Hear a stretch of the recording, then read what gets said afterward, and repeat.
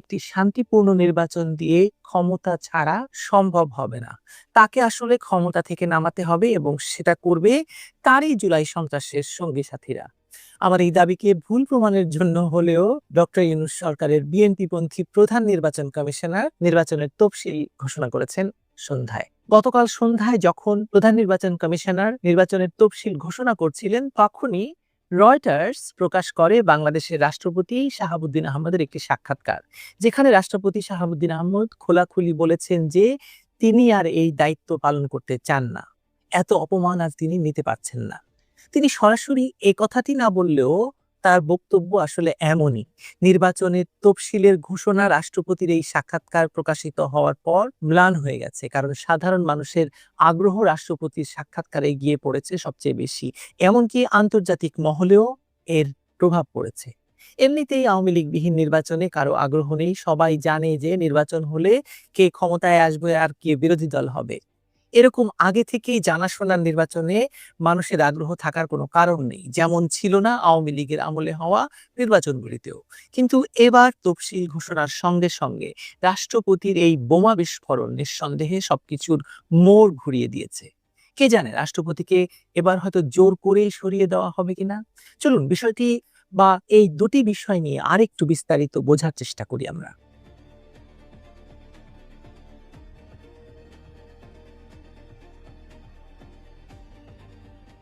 বাংলাদেশের রাজনীতিতে কখনোই ঘটনা প্রবাহ আলাদা আলাদা স্রোত নিয়ে চলে না। একটির সঙ্গে আরেকটি ঘটনা খুব জড়িত থাকে। ছোট বা বড় প্রতিটি সংকেত একে অন্যকে হয় গতি দেয়, না হলে ম্রিয়মাণ করে দেয়, অর্থাৎ কম বেশি একে অন্যের উপর প্রভাব ফেলে, গতি বদলে দেয়।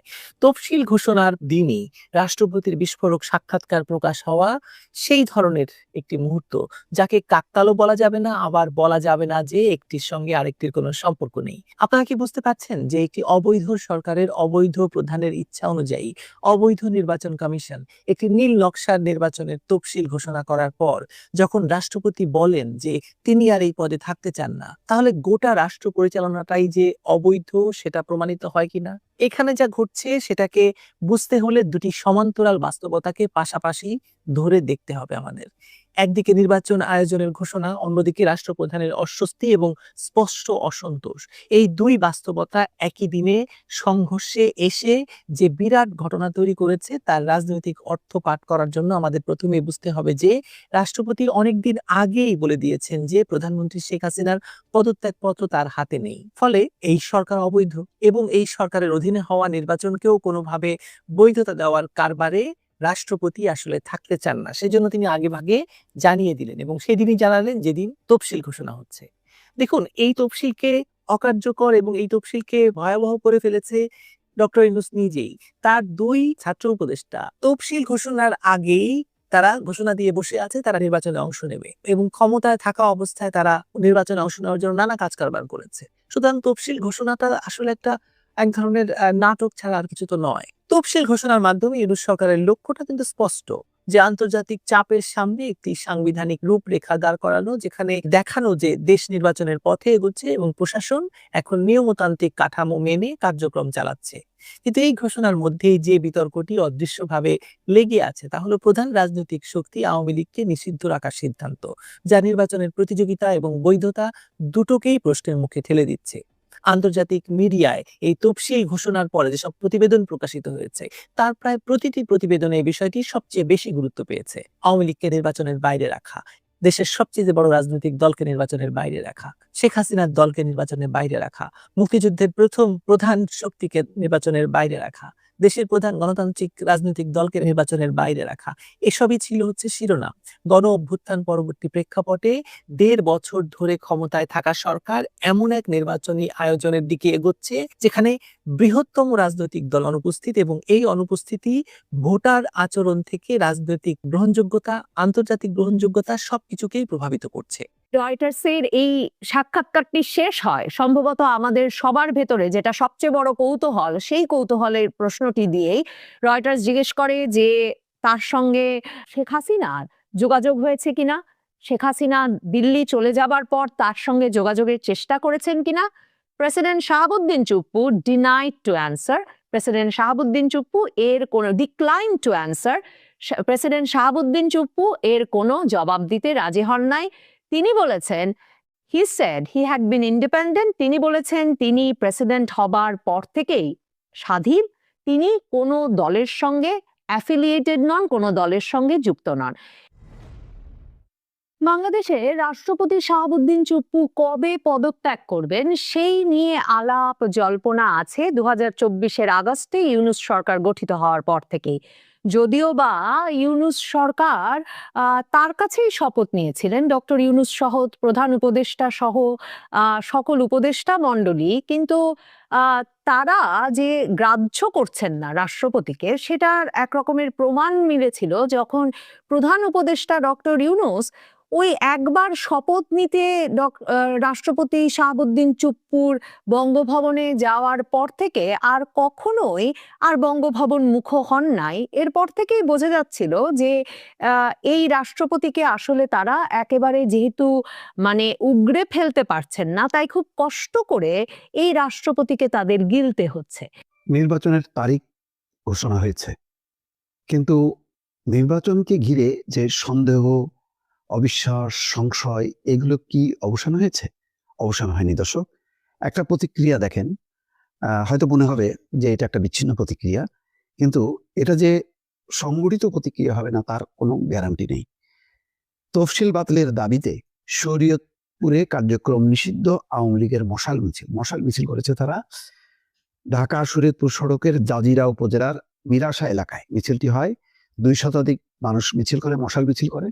পরে পুলিশ সেখানে হাজির হয়, একজনকে গ্রেপ্তার করেছে। এগুলো এত টোকেনে।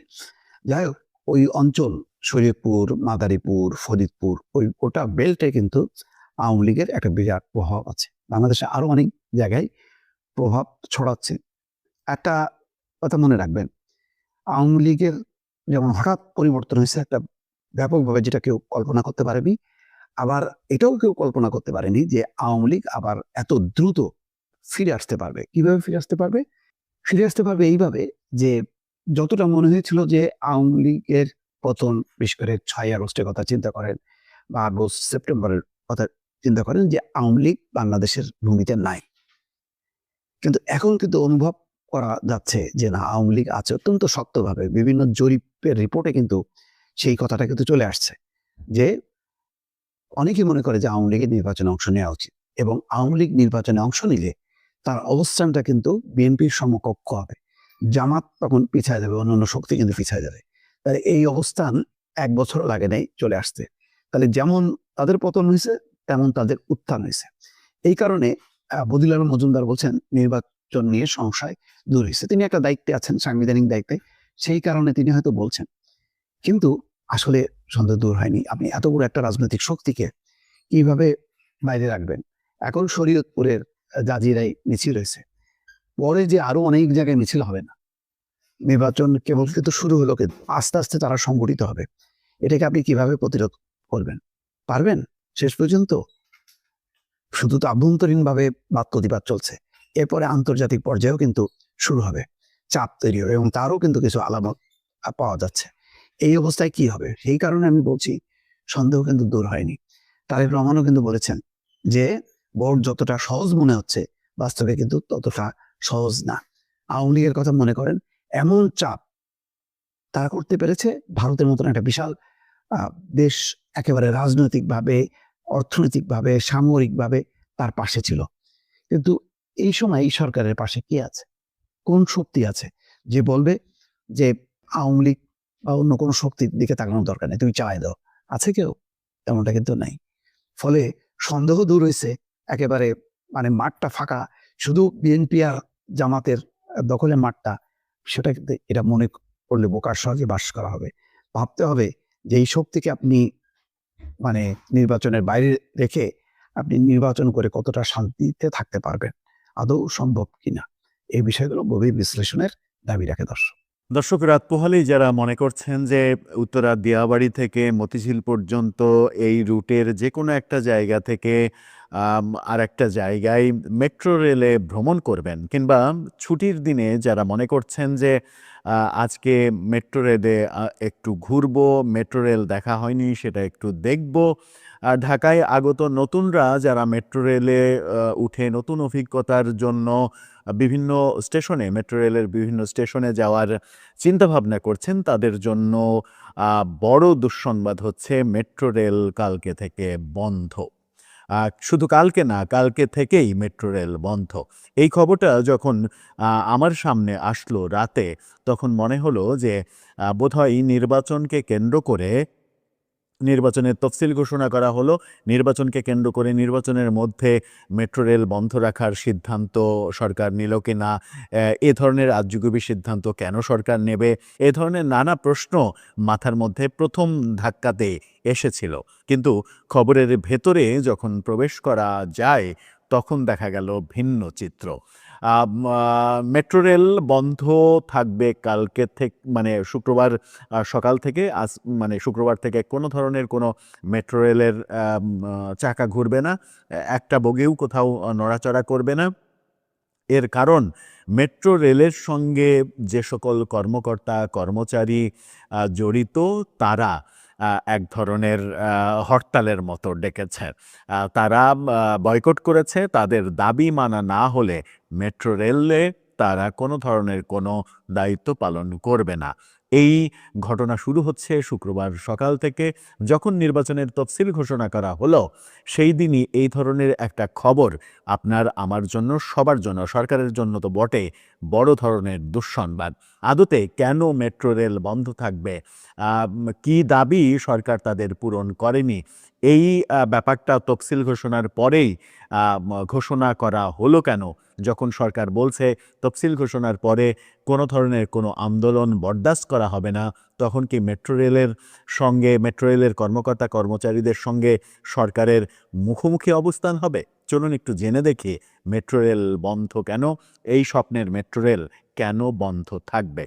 থাকবেন পলিটিক্স টিভির নিয়মিত আয়োজনে। দর্শক, বলছিলাম মেট্রো রেল বন্ধ, রাত পোহালেই আর মেট্রো রেলের চাকা ঘুরবে না। এই ঘটনা যখন ঘটছে, তখন দৈনিক ইত্তেফাকের শিরোনামটা দেখলেই বুঝতে পারবেন। সেখানে বলা হচ্ছে শুক্রবার থেকে মেট্রো রেলের যাত্রী সেবা বন্ধের ঘোষণা। এই বন্ধটা কেন, চলুন একটু জেনে দেখি যে কি বলছে আসলে গণমাধ্যম। পূর্ব ঘোষিত আলটিমেটাম অনুযায়ী গত 9 ডিসেম্বরের মধ্যে স্বয়ংসম্পূর্ণ চাকরি বিধিমালা প্রণয়ন ও প্রকাশ না করায় ঢাকা মাস ট্রানজিট কোম্পানি লিমিটেডের নিয়মিত কর্মকর্তা কর্মচারীরা শুক্রবার থেকে সকাল 7টা থেকে সর্বাত্মক কর্মবিরতি এবং সব ধরনের যাত্রী সেবা বন্ধ করে দেওয়ার ঘোষণা দিয়েছে। একই সঙ্গে কর্মচারীরা প্রতিদিন ডিএমটিসিএল প্রধান কার্যালয়ের সামনে শান্তিপূর্ণ অবস্থান কর্মসূচি পালন করবে বলেও জানানো হয়েছে। যখন সরকার আগে থেকেই তফসিল ঘোষণার একদিন আগেই ঘোষণা দিয়েছে যে তফসিল ঘোষণার পরে কোনো ধরনের অনিয়মতান্ত্রিক আন্দোলন বরদাস্ত করা হবে না, তাহলে কি এই মেট্রো রেলের কর্মকর্তা কর্মচারীদের বিরুদ্ধে পুলিশি অ্যাকশন আমরা দেখব? ডিএমটিসিএল কর্মকর্তা কর্মচারীরা অভিযোগ করেছেন যে 2013 সালে প্রতিষ্ঠার পর 12 বছর পেরিয়ে গেলেও প্রতিষ্ঠানটির 900-র বেশি কর্মকর্তা কর্মচারীর জন্য এখনও কোনো স্বতন্ত্র চাকরি বিধিমালা চূড়ান্ত হয়নি। 2022 সালের 28 ডিসেম্বর মেট্রো রেলের বাণিজ্যিক অপারেশন শুরু হওয়ার পর থেকে উন্মুক্ত নিয়োগে যোগ দেওয়া এই কর্মচারীরা দিনরাত দায়িত্ব পালন করলেও ছুটি, CPF, gratuity, shift allowance, overtime, group insurance সহ নানামুখী মৌলিক সুবিধা থেকে বঞ্চিত হওয়ার অভিযোগ করেছেন। কর্মচারীরা আরও জানিয়েছেন 2024 সালের 12 সেপ্টেম্বর উপদেষ্টা কমিটির নির্দেশনা অনুযায়ী 60 কর্মদিবসের মধ্যে সার্ভিস রুল প্রণয়নের কথা থাকলেও তা বাস্তবায়ন করেনি উপদেষ্টা পরিষদ। পরে 2025 সালের 13ই ফেব্রুয়ারি, অর্থাৎ এবছরের 13ই ফেব্রুয়ারি কর্মচারীরা আন্দোলনে নামলে 20 ফেব্রুয়ারি কর্তৃপক্ষ 20 মার্চের মধ্যে সার্ভিস রুল চূড়ান্তের আশ্বাস দেয়। কিন্তু সেই প্রতিশ্রুতিও বাস্তবায়ন না হওয়ায় 9 মাস ধরে কর্মীদের মধ্যে তীব্র ক্ষোভ বিরাজ করছিল। কর্মচারীরা অভিযোগ করেন, গত 10 ডিসেম্বর ব্যবস্থাপনা পরিচালক কর্মচারীদের সঙ্গে অনুষ্ঠিত সভায় জানান যে সার্ভিস রুলের সব ধারা নিয়ে পরিচালনা পর্ষদ একমত হলেও বিশেষ বিধান সংক্রান্ত 11 অধ্যায় বাধা হয়ে দাঁড়িয়েছে। মেট্রো রেলের দৈনন্দিন কয়েক লাখ যাত্রীর ভোগান্তি সৃষ্টি হলেও কর্মচারীরা বলেন এই কর্মসূচির সম্পূর্ণ দায় ডিএমটিসিএল কর্তৃপক্ষকেই নিতে হবে। আমরা বাধ্য হয়েই কর্মবিরতিতে যাচ্ছি। তাদের দাবি চাকরি বিধিমালা ছাড়া ক্যারিয়ার, বেতন সুবিধা এবং ন্যায্য অধিকার নিশ্চিত নয়, তাই আর কোনো আশ্বাস নয়, প্রকাশিত সার্ভিস রুল ছাড়া কোনো সমাধান নয়। তারা অবস্থান কর্মসূচি করবে, কর্মবিরতি করবে। অবস্থান কর্মসূচি যেখানে করবে সেখানে পুলিশের এখন হামলার ঘটনা ঘটে কিনা, পুলিশের সঙ্গে সংঘর্ষ শুরু হয় কিনা, সেটাই এখন দেখার বিষয়। যখন সরকার চাইছে নির্বাচনের তফসিল ঘোষণার পরে কোনো ধরনের আন্দোলন সংগ্রাম এগুলো বরদাস্ত করা হবে না, তখন মেট্রো রেল, যেটা রাজধানীতে ব্যাপক প্রভাব বিস্তার করে ফেলেছে ইতিমধ্যেই, বিশেষ করে উত্তরা থেকে মতিঝিল, এই রুটের মানুষদের এত বেশি সুবিধা হয়েছে, যারা মেট্রো রেলের উপরে নির্ভরশীল হয়েছেন। বহু অফিসের কর্মকর্তা কর্মচারীরা মেট্রো রেলের উপরে নির্ভরশীল। তারা অনেকে নিজস্ব গাড়ি ব্যবহার না করে মেট্রো রেলে আসা যাওয়া করেন শুধুমাত্র যানজট থেকে রক্ষা পাওয়ার জন্য। এরকম বহু সরকারি বেসরকারি কর্মকর্তা কর্মচারী রয়েছেন, তাদের জীবন এবার দুর্বিষহ হয়ে যাওয়ার অবস্থা হলো। তবে সরকার যদি প্রথম দিনেই এই তাদের এই দাবিগুলো মেনে নিতে পারে, তাহলে হয়তো অফিস ডে আসতে আসতে, রবিবার আসতে আসতে এটার সমাধান করার উদ্যোগ নেওয়া যেতে পারে। এখন দেখার বিষয় সরকারের কোর্টে বল, সরকার কি করে। নির্বাচনকালীন সময়ে যখন নির্বাচন নিয়ে সরকারের ব্যস্ত থাকার কথা, তখন এই আন্দোলনটাকে, এটাওকে কি এভাবে ব্যাখ্যা করা হবে যে এটা আওয়ামী লীগের একটা ষড়যন্ত্র? আওয়ামী লীগ, এই মেট্রো রেলের যারা কর্মকর্তা কর্মচারী, তারা মূলত আওয়ামী লীগ হয়েছে, মেট্রো লীগ হয়ে ফিরে এসেছে। তারা ফিরে এসে সরকারকে বেকায়দায় ফেলতে চাচ্ছে এবং নির্বাচন যেন সংকটের মধ্যে পড়ে সেরকম কিছু করতে চাইছে। যদি এরকম গন্ধ সরকার খুঁজে পায়, তবুও অবাক হওয়ার কিছু থাকবে না। এই আন্দোলনের নেতৃত্ব যারা দিচ্ছেন, তাদের উপরে সরকার নিশ্চিত করেই সজাগ দৃষ্টি রাখবে যে তারা কোনোভাবে পলিটিক্যালি বায়াসড কিনা। তবে যে ঘোষণা আসলো সেটা সরকারের জন্য একটা বড় ধাক্কাই বটে। দেখা যাক তারা কিভাবে সমাধান করে। দর্শক, আপনার কি মনে হয় মেট্রো রেল বন্ধ থাকলে কি অবস্থা হবে রাজধানীর যানজটের এবং রাজধানীর মানুষের ভোগান্তির? আপনার মতামত জানিয়ে লিখতে পারেন আমাদের কমেন্ট বক্সে। দর্শক, সম্প্রতি বাংলাদেশের একজন প্রথিতযশা রাজনীতিবিদ জেলখানা থেকে বের হয়েছেন। তো জেল থেকে বের হওয়ার পর তার সঙ্গে আমার একটা কথা হলো অনানুষ্ঠানিক এবং কেবলমাত্র সামাজিক সম্পর্কের সূত্র ধরে। তো বললাম তাকে যে, দাদা, আপনার এই বয়সে জেল খাটা আমার আসলে খুব কষ্ট লেগেছে। তো তিনি যেটি বললেন যে, রনি, জেলে যাওয়া তো নিঃসন্দেহে কষ্টের, কিন্তু জীবনের এক প্রান্তে এসে আমি এই জেলে গিয়ে আমার কর্মের একটা স্বীকৃতি পেয়েছি। তিনি একজন সহজাত লেখক, জ্ঞানী, লেখাপড়া করেন।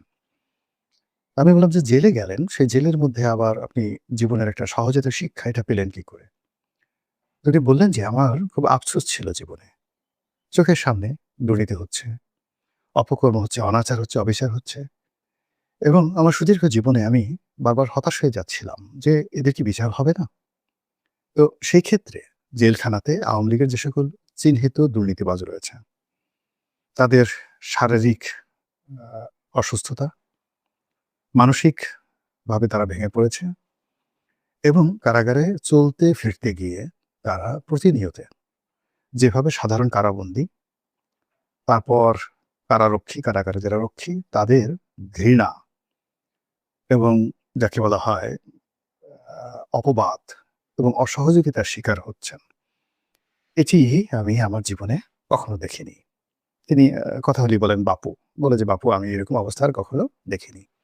স্বাধীনতার আগের থেকে, পাকিস্তান জমানা থেকে জেল খাটছি, কিন্তু সবসময় জেলের মধ্যে যে পরিবেশ দেখেছি, তার থেকে আজকের এই দিনগুলোতে আওয়ামী লীগের দুর্নীতিবাজরা জেলের মধ্যে যেভাবে অপদস্থ হচ্ছেন, অপমানিত হচ্ছেন, লাঞ্ছিত হচ্ছেন, যেভাবে ভেঙে পড়েছেন, অনেকে কুজু হয়ে গেছেন, অনেকে বুড়ো হয়ে গেছেন, অনেকে হাত পা রীতিমতো শুকিয়ে কাঠ হয়ে গেছে। তো এই অবস্থা দেখে আমার খুব ভালো লাগলো এবং আমার কাছে মনে হয়েছে যে, না, এই পৃথিবীতে এখনো বিচার আছে। এই একটা স্যাটিসফ্যাকশন যে জেলে না গেলে আর নিজের চোখে এই দৃশ্য যদি আমি না দেখতাম, কেউ আমাকে বললেও আমি কথা বিশ্বাস করতাম না। কথাটা শুনে আমারও খুব ভালো লেগেছে। এর কারণ হলো আওয়ামী লীগ ছেড়ে আসার পেছনে আমার যে ১ নম্বর কারণ, সেটা ছিল আওয়ামী লীগের নাম ব্যবহার করে, দলের নাম ব্যবহার করে, দলের সভানেত্রীর নাম ব্যবহার করে কিছু ধড়িবাজ লোক দুর্নীতির একটা, যাকে বলা হয় ওপেন টেন্ডার, তারা চালু করেছিল। দুর্নীতিবাজদের একটা উল্লাস নৃত্যের তারা প্রচলন করেছিল। তাদের অহমিকাবোধ, তাদের অমানসিক চিন্তা চেতনা, তাদের যে অর্থ লোভ, এটা এমন একটা পর্যায়ে ছিল, সেই কারণে আওয়ামী লীগের যে সকল অর্জন, আওয়ামী লীগের যে ইতিহাস, সকল ঐতিহ্য, এইগুলোর উপরে রীতিমতো গজব নাজিল হয়েছিল। তো কোনো কিছুর বিনিময়ে তাদেরকে থামানো যাচ্ছিল না। আমরা অনেকে সমালোচনা করেছি। দেশের মানুষ যত সমালোচনা করেছে, তাদের ক্ষমতা তত বেড়েছে, অর্থ তাদের বেড়েছে, বিত্ত তাদের বেড়েছে। তো সেই মানুষগুলো এখন জেলে আছেন।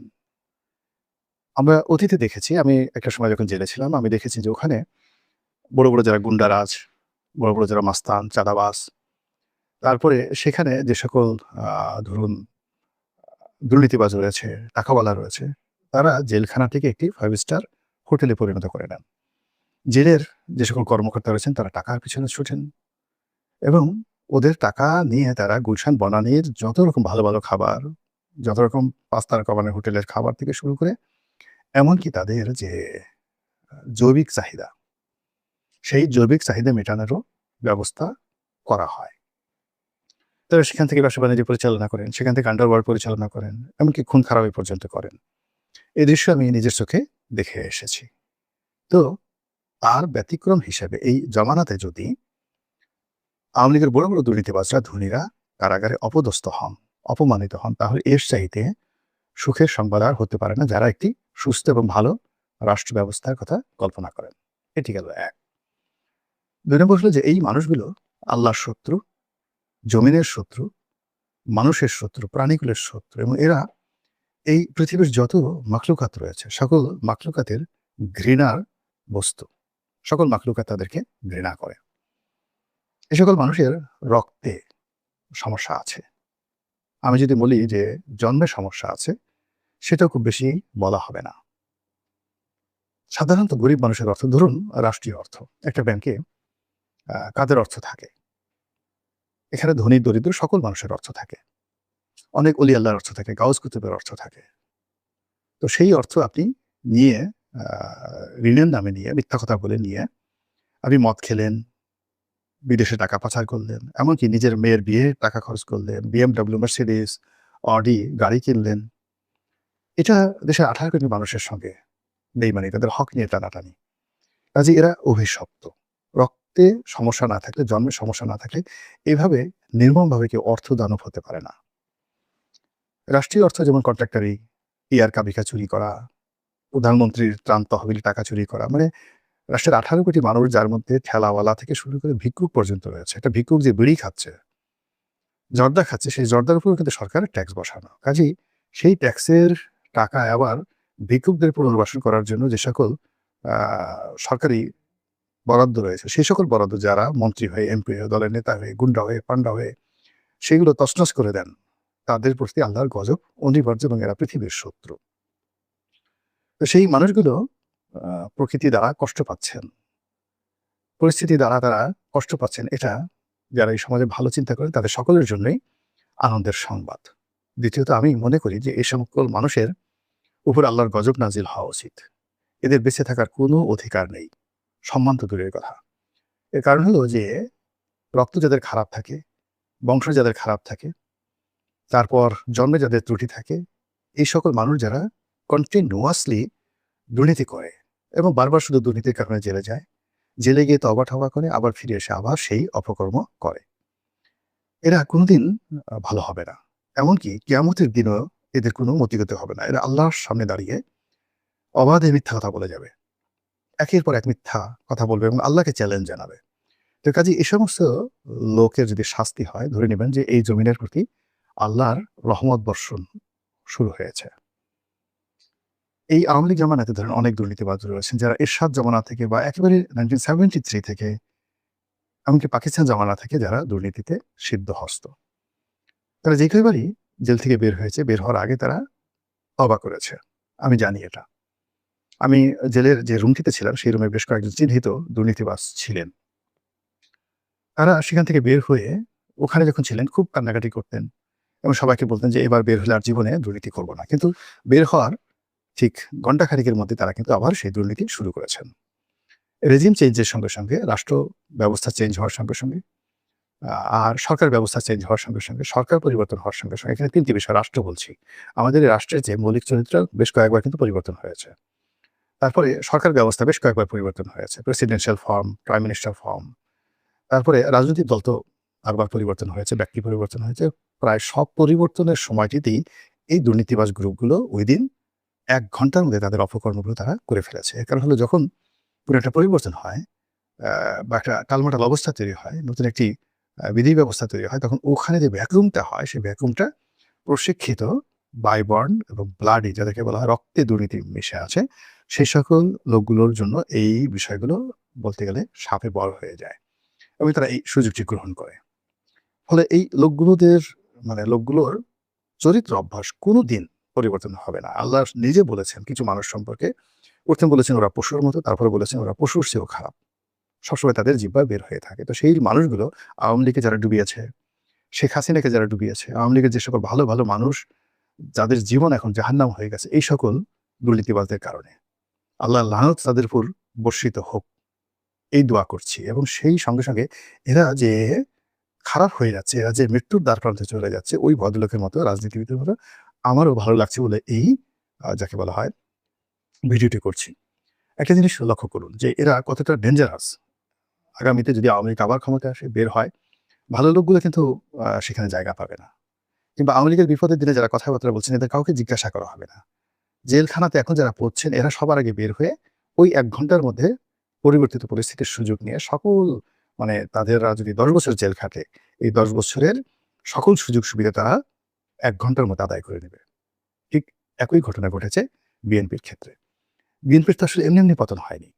২০০১ থেকে ২০০৬ সন পর্যন্ত বিএনপির যে সকল দুর্নীতিবাজ, যে সকল সন্ত্রাসী, যারা এই বিএনপির মতো একটি রাজনৈতিক দলকে শেষ করে দিয়েছিল। তো পরবর্তীতে 1/11-এর সময় অনেকে জেলে গেছেন, অনেকে দেশের বাইরে পালিয়েছিলেন, তারপর অনেকে সাজাপ্রাপ্ত হয়েছিলেন, অনেকে আমাদের এই সমাজে চরিত্র পাল্টে কেউ রাজনৈতিক চরিত্র পাল্টিয়েছিলেন, কেউ যাকে বলা হয় নিজেদের সুরত পাল্টিয়েছিলেন, দাড়ি মোজ রেখে থেকে রীতিমতো ফেরেশতা হওয়ার চেষ্টা করেছিলেন। বিশাল লম্বা ফেরেশতা হওয়ার চেষ্টা করেছিলেন। দাড়ি ঠাড়ি দেখলে মনে হবে যেন এইমাত্র আকাশ থেকে আকাশের সেই বাতাসের উপর বসে এই লোক ধ্যানমগ্ন থাকে সবসময়, সে এত বড় দিয়ে আল্লাহ। তো এই সমস্ত বদমাশ লোকগুলো যখন ৫ই আগস্ট হলো, তারেক জিয়া আসতে সাহস পাননি, বেগম জিয়া বুঝতে পারেননি কি হচ্ছে। কিন্তু আগস্ট মাসের ৬ তারিখের দুপুর ১২টার মধ্যে ওই যে বদমাশগুলো সবগুলো জেল থেকে বের হয়েছে, বিদেশ থেকে চলে আসছে, আর বাংলাদেশে যে গর্তের মধ্যে লুকিয়েছিল তারা সবাই বের হয়ে গেছে এবং ১ ঘন্টার মধ্যে তারা একটা নেটওয়ার্ক তৈরি করে ফেলেছে, তারা একটি সিন্ডিকেট তৈরি করে ফেলেছে এবং তারা নিজেদের মধ্যে এই আওয়ামী লীগের ফেলে যাওয়ার সাম্রাজ্য ভাগাভাগি করে নিয়েছে। সেখানে club, casino, bank, Karwan Bazar, তারপরে গাবতলী, পশুরহাট, Saydabazar bus terminal, Mohakhali bus terminal থেকে শুরু করে যত রকম যেখানে আন্ডারওয়ার্ল্ডে টাকার লেনদেন হয়, ১ ঘন্টার মধ্যে তারা আগস্ট মাসের ২০২৪ সনের আগস্ট মাসের ৬ তারিখ সকাল ১০টা-১১টার মধ্যে তারা নিজেদের মতো সেটা ভাগাভাগি করে নিয়েছে। এবং এদের কারণে বিএনপির যে সম্ভাবনাটা ছিল, পুরো সম্ভাবনাটা এখন 99.99% ঝুঁকির মধ্যে। বিএনপির অনেকে বগল বাজাচ্ছে, তারা মনে করছে যে না, ভোটের মাঠে তারা ভালো করবে। কিন্তু আমি তো পটুয়াখালীর রাজনীতি তো বুঝি, সারা বাংলাদেশের রাজনীতি না বুঝি, কিন্তু পটুয়াখালীর আমার নির্বাচন এলাকায় গলাচিপা দশমিনা, পার্শ্ববর্তী কলাপাড়া, পটুয়াখালী সদর, তারপরে বাউফল, এই যে ৪টি সংসদীয় আসন, সেখানে কি যে হচ্ছে এবং আগামীতে কি হবে এটা আমি এখন বলতে পারবো না। কিন্তু আমি যদি কেউ আমাকে চ্যালেঞ্জ জানায়, আমি এখন লিখে দেব। তারপরে ভোট যদি হয় আমি বললাম এখনো ভোটের ব্যাপারে আমি বলতে গেলে একেবারে 99.99% নিশ্চিত যে ভোট ডিউ টাইমে হচ্ছে না। তারপরে যদি হয়, আপনি দেখবেন যে কি ধরনের ফল বিপর্যয় এখানে ঘটে। তো এই যে বললাম যে বিএনপির ২০ বছর বা ১৯ বছর ধরে ২০০৬ সন থেকে আজ অবধি তারা যে নির্মম পরিবেশ মোকাবেলা করেছে, বিএনপির মির্জা ফখরুল সাহেবের মতো ভদ্রলোক তার প্রাণ শক্তি চলে গেছে, দুর্বল হয়ে পড়েছেন, অসহায় হয়ে পড়েছেন, মেজাজ ঠিক রাখতে পারছেন না, যা কিছু ঘটছে এখানে। আসলে মঈন খানের মতো জ্ঞানী গুণী প্রাজ্ঞ লোক এই সময়টিতে তারা কাজ করতে পারছেন না। যত রকম টাউট, যত রকম আজে বাজে লোকজন আছে, মানে যাদের পাকিস্তান প্রীতি, যাদের দুর্নীতি করার অভিলাষ, টাকা পাচারের অভিলাষ প্রবল ছিল, সেই লোকগুলোর দাপটে এখন বিএনপি রাজনীতি, জনপ্রিয়তা এবং সম্ভাবনা এমন একটা জায়গাতে চলে এসেছে যে এখন তাদের হাঁটুর বয়সী ছেলে যারা রয়েছেন এনসিপিতে কিংবা জামাতে, তাদের হাতে উঠতে বসতে লাঞ্ছিত, অপমানিত হতে হচ্ছে। এবং এটা বিপুল সম্ভাবনা এই দুর্নীতিবাজদের কারণে নষ্ট হয়ে যাচ্ছে। তো বিএনপির যদি এই যে এখন দেখুন চাক্কুর যে ঘটনাটা ঘটছে, এটা আগামীতে আওয়ামী লীগের জন্য ঘটবে। তো সেই ক্ষেত্রে আমাদের সমাজ এখন ওইভাবে গড়ে ওঠেনি। আমরা দুর্নীতিবাজদেরকে এখনো ঘৃণা করতে পারছি না, তাদেরকে পরিহার করতে পারছি না, তাদেরকে ধারণ করছি আমরা। একজন দুর্নীতিবাজ দাওয়াত দিলে বা তার মেয়ের সঙ্গে আপনার ছেলের বিয়ের প্রস্তাব দিলে বা সে আপনার সঙ্গে একটু হাত ধরে হাঁটাহাঁটি করলে প্রভাবশালী আপনি পুলক অনুভব করেন। তো এরকম যখন একটা সামাজিক মন মানসিকতা এসে যায়, তখন সেখানে আল্লাহর গজব অনিবার্য হয়ে যায়, সেটা ভূমিকম্প হোক, জলোচ্ছ্বাস হোক বা যা কিছু হোক। তো সেক্ষেত্রে যারা শান্তিপ্রিয় মানুষ, তাদের উচিত হলো এই দুর্নীতিবাজ নির্মূলে খোদাই সাহায্য প্রার্থনা করা যে আল্লাহ এদেরকে তুমি নির্মূল করে দাও।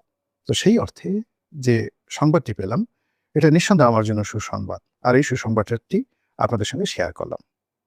আল্লাহ আমাদের সবাইকে হেদায়েত দান করুন এবং হেফাজত করুন। আসসালামু আলাইকুম ওয়া রাহমাতুল্লাহি ওয়া বারাকাতুহু।